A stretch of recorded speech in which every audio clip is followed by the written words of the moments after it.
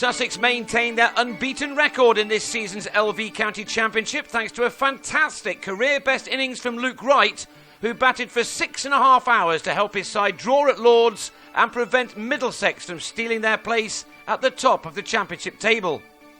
Beginning the day on 228 for 4 in their second innings, still 49 runs from making Middlesex bat for a second time, Sussex started the final morning just as they wanted, with their overnight batsmen Ed Joyce and Wright doing well enough. Wright, who resumed his innings on 48, was soon to his second half century of the match. A single took him there off his 93rd delivery, an innings including 5 fours, but it was the time he'd used up not only in this knock but also in the first innings when he made 77 in 3 hours of crease occupation, which was the most important thing. Middlesex really needed early wickets to relax them a little, and they came close. James Harris nipped one back to strike the pads of Wright, while Joyce on 82 was put down by Neil Dexter, a tough chance in the slips off Ollie Rayner, which came half an hour into this crucial day. Joyce also got away with this big appeal for leg before from Toby Rowland-Jones, as the home side just couldn't quite do enough to get the all-important breakthrough. The batsmen both knew that scoring runs would use up more time in this game, giving Middlesex more to chase later should Sussex be bowled out. These two did manage to get their side into the lead with 4 wickets down, and as we moved into the second hour of the day, the draw was looking the most likely result.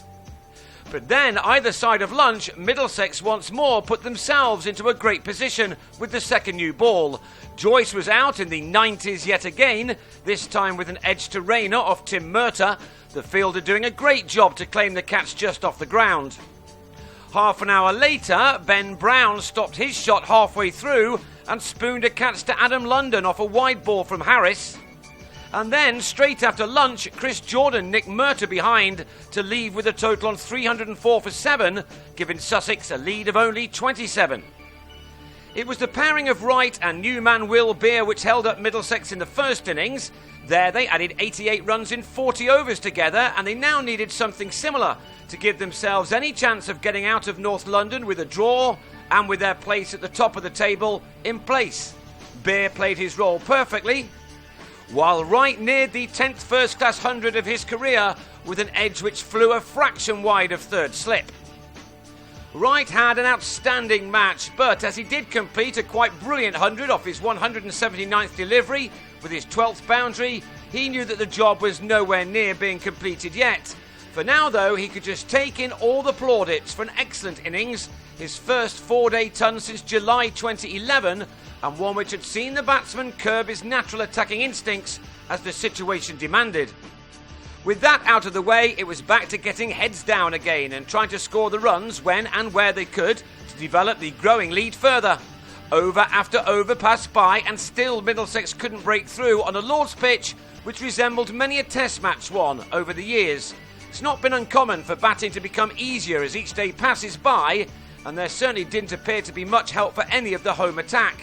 That's to take nothing away from these two batsmen, who both went to the best scores of their careers as they batted out 25 more overs together, this time in adding a crucial 101 runs.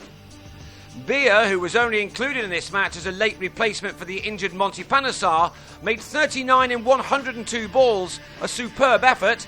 Then he was finally dismissed as Rayner had him held at leg slip by Gareth Berg. Now on 405 for 8 and leading by 128 just before tea, Sussex still had to keep going, and Wright did just that by passing 150 for the first time in his career. You can easily run out of superlatives to describe an innings which by now had been going on for 226 deliveries, and it included 19 fours. It was by no means a sluggish knock either, which really helped his side. Rayner thought he had Wright plumb in front into the final session, but when this was given not out, Middlesex's hopes of winning had just about evaporated. The wonderful Wright could now afford to relax a bit and pick off yet more boundaries. He was soon moving towards a double 100, and what a way that would have been for him to finish off this match. His tally of boundaries moved on to 25 as he got himself to 187. He then came down the wicket to Joe Denley, only to see the ball turn past his bat for John Simpson to complete the stumping. After 96 overs at the crease, Wright was finally out just 13 short of a deserved double ton. Steve McGoffin, who'd stuck it out with Wright for an hour, then pulled Denley to Murtagh as Sussex were dismissed after 137 overs for 454, which left Middlesex just 20 overs to get 178 to win. With all the fielders back, they initially gave it a go. Why not, after all? Chris Rogers and Denley opened up to try to turn the tables back on their opponents. They quickly put on 24 in the first 3 overs to just give their side the slimmest of chances. But 3 wickets in 4 overs put pay to their chase. Denley threw the kitchen sink at a ball from Chris Liddle and nicked off. Dexter was also caught behind, although only Brown knows how. This was the latest of a number of sensational takes from him.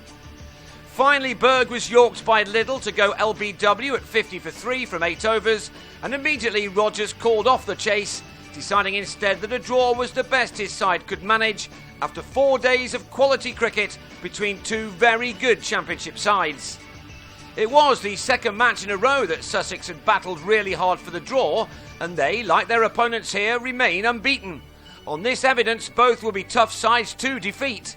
The good news for Middlesex was that they claimed 10 points to Sussex's 5, enough for them to overtake Yorkshire into second place in the table and reduce Sussex's lead to only 5 points. It's certainly tight at the top.